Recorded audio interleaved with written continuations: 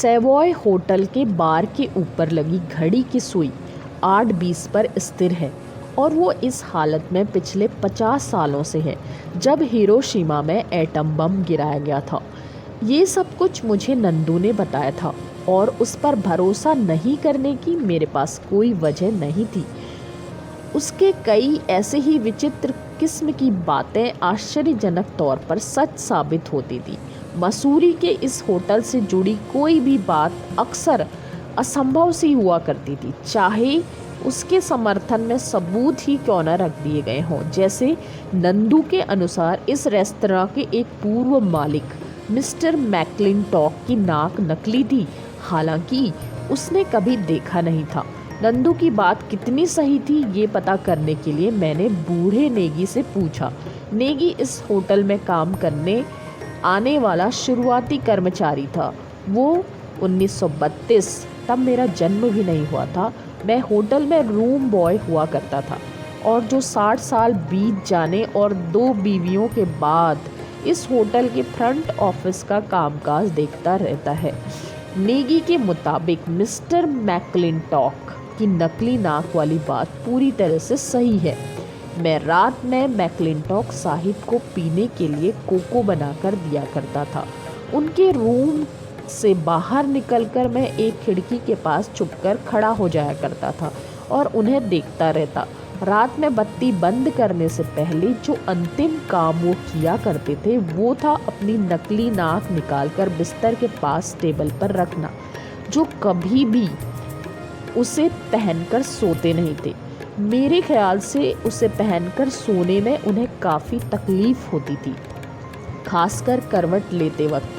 फिर सुबह को उठने के साथ ही पहला काम जो वो किया करते थे वो था अपनी नकली नाक पहनना, चाय पीने से भी पहले। मैकलिंटॉक साहब एक महान आदमी थे, लेकिन उन्होंने अपनी नाक गंवाई कैसे? मैंने पूछा। पत्नी ने काट लिया था, नंदू ने कहा। नहीं सर, नेगी ने कहा, जिसकी सच्चाई दूर दूर तक प्रसिद्ध है।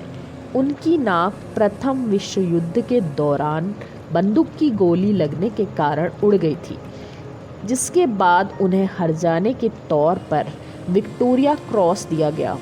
और जब उनकी मौत हुई तब भी क्या वो अपनी नकली नाक पहने हुए थे? मैंने पूछा। नहीं सर, बूढ़े नेगी ने कहा और रस लेते हुए उसने कहानी को आगे बढ़ाया।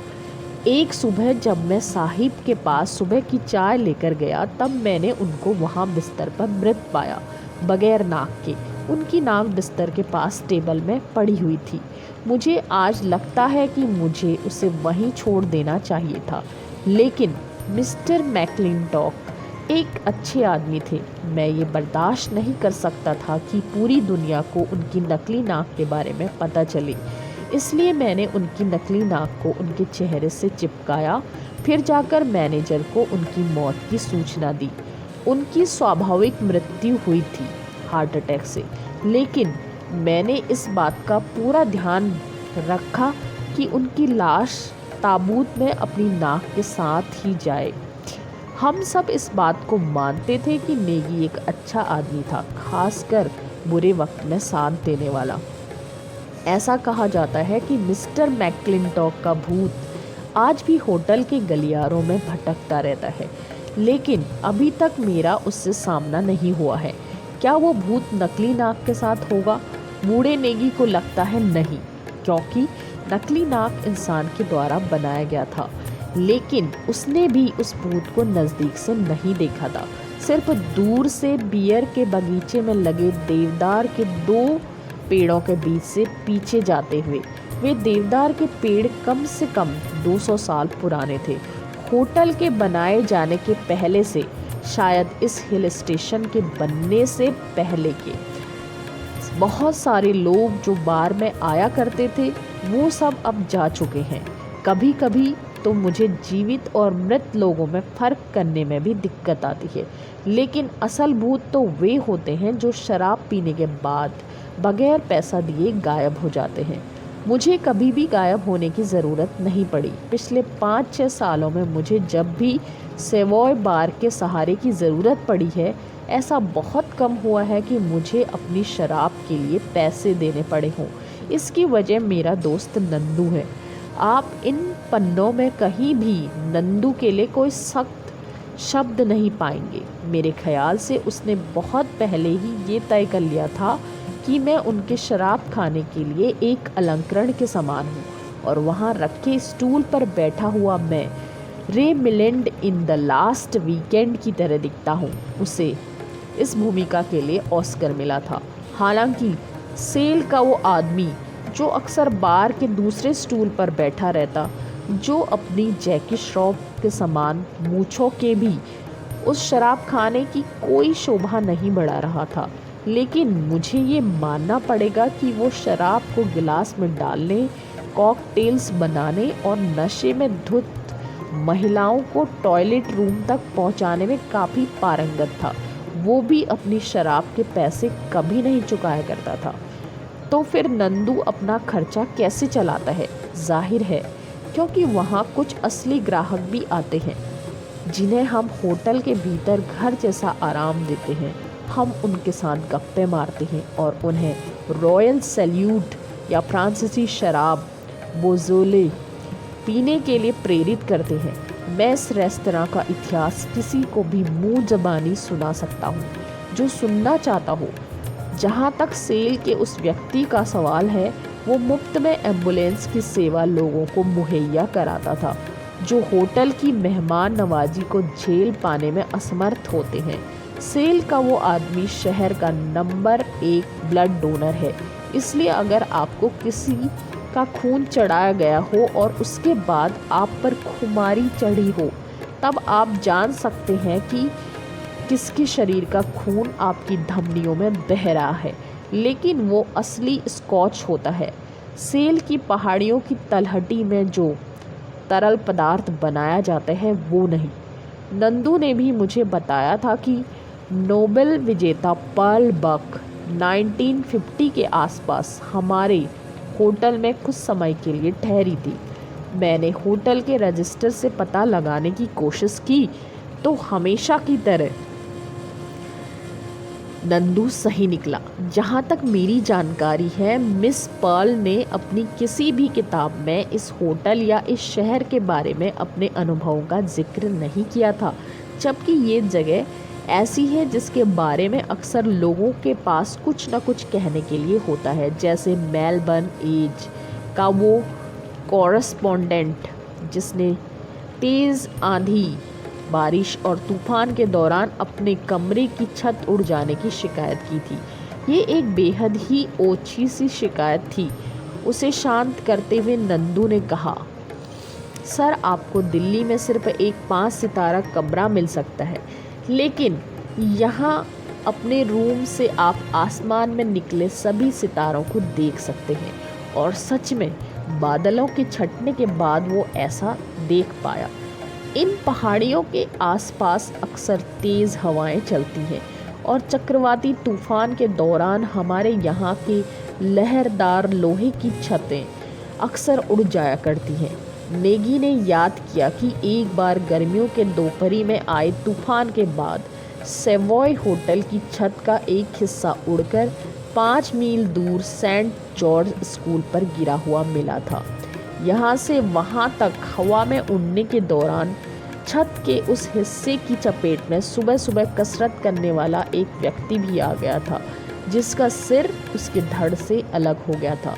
अगर ये कहानी मुझे किसी और ने सुनाई होती तो मैं हरगिज़ यकीन नहीं करता, लेकिन नेगी के शब्द बिल्कुल असली होते हैं, जैसे Johnny walker blue label pack का एक घूंट। और ये रही एक तुकबंदी जो मैंने नंदू और सेल के उस आदमी के लिए लिखी है।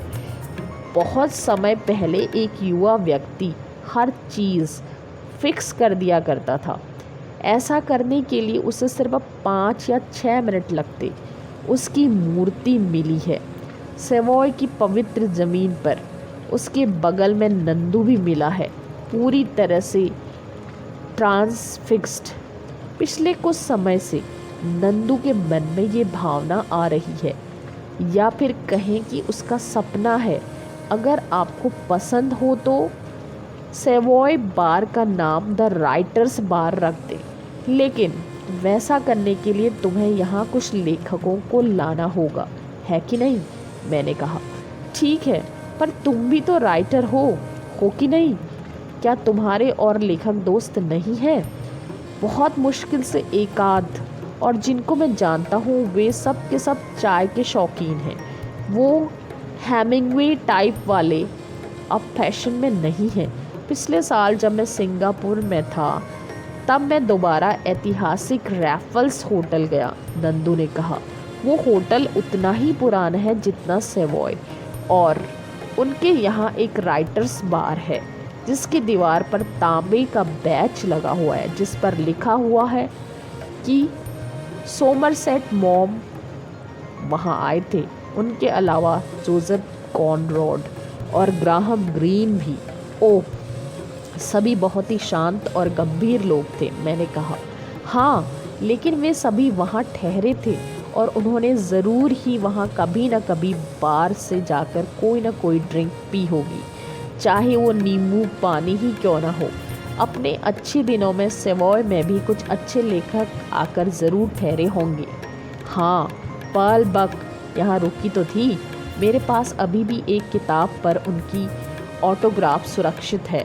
उन्होंने नोबेल पुरस्कार जीता था, है कि नहीं? हाँ, वो रुकी थी, लेकिन इस बात का संदेह है कि वो कभी बार गई होंगी। जहाँ तक मुझे पता है वो मिशनरीज़ की बेटी थी।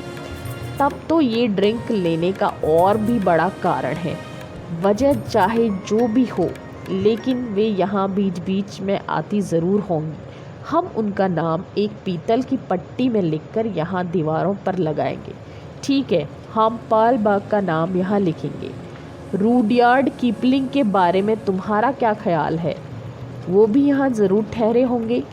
मेरे प्यारे दोस्त, मैंने कहा, ये होटल साल 1905 में खुला था और तब तक किपलिंग भारत छोड़कर जा चुके थे, कभी न लौटकर आने के लिए। तुम मेरी मदद नहीं कर रहे हो, नंदू ने कहा। जॉन मास्टर्स के बारे में तुम्हारा क्या ख्याल है? मुमकिन है, मैंने कहा। उन्होंने देहरादून के गोरखा रेजिमेंट में काम किया था। वे ज़रूर यहाँ पहाड़ियों में आया करते होंगे, और मुमकिन है कभी कभी यहाँ ड्रिंक के लिए भी आए हों, यहाँ या फिर चार्ले विले में। चार्ले विले को भूल जाओ, वो काफ़ी पहले जलकर राख हो चुका है।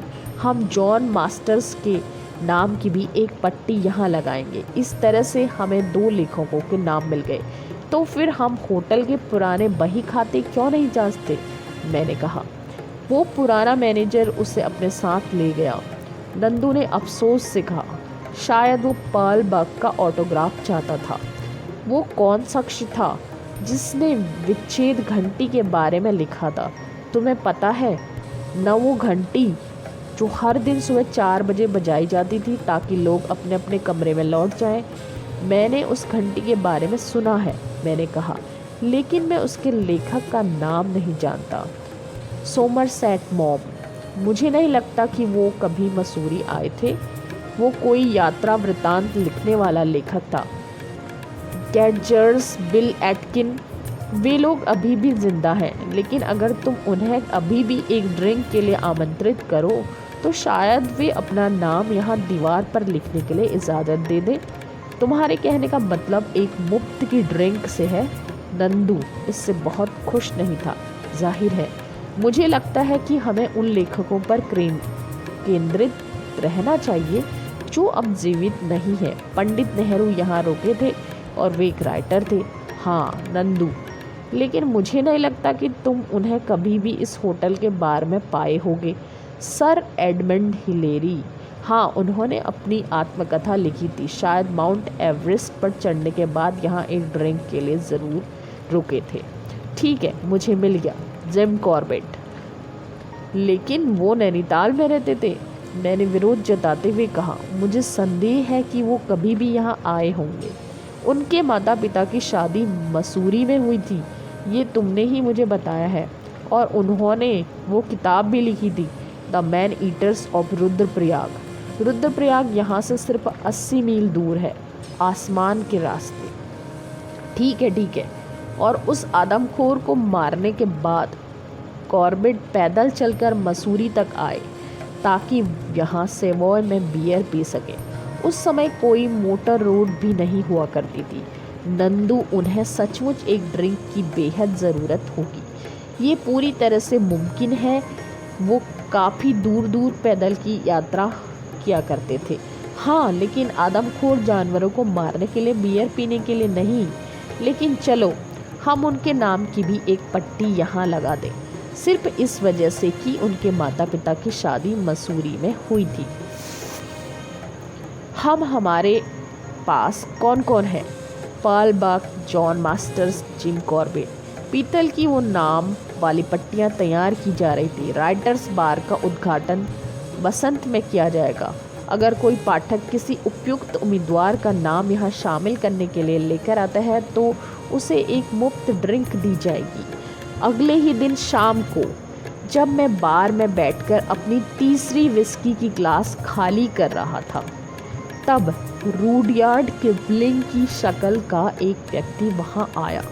वो बार तक चलकर आया और बारटेंडर से उसने पूछा, क्या तुम लोग आत्माओं को भी शराब पिलाते हो? इससे पहले कि हम उसे अपने साथ पीने का न्योता देते, वो गायब हो चुका था।